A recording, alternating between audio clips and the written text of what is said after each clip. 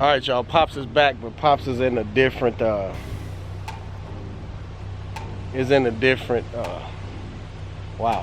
in a different mode. So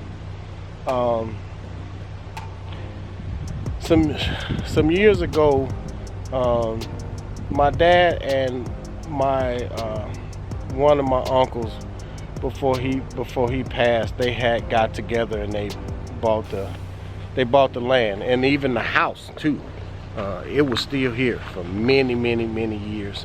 So to give you a little background, in 1987, my grandfather, he took a little sick. My grandmother couldn't handle it all by herself.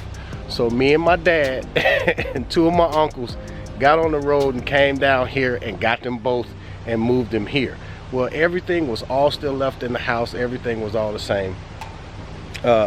Shortly thereafter, in '88, my grandfather passed, and my grandmother, there's just, I mean, over 50 years, she was just so heartbroken. A year later, she passed. So he passed in '88, and she passed and my grandfather passed in '88, and my grandmother passed in '89. So many years after that, we still came down, maintained whatever, did whatever we had to do. But y'all, it's a little hard for me, but what you're looking at is you're looking at how much of this all grown up since the house was removed and the land was sold. You can't even see it. The only way that I was able to find, the only way that we were able to find it is this pole that's right here with this old sign on it. That sign from when I was a little boy is still on the pole, and directly across from that pole was the mailbox.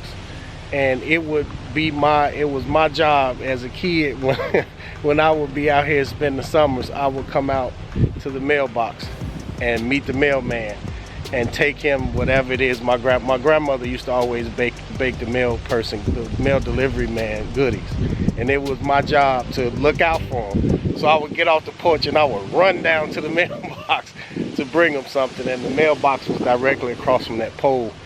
And if it wasn't for this pole, I wouldn't have been able to find it.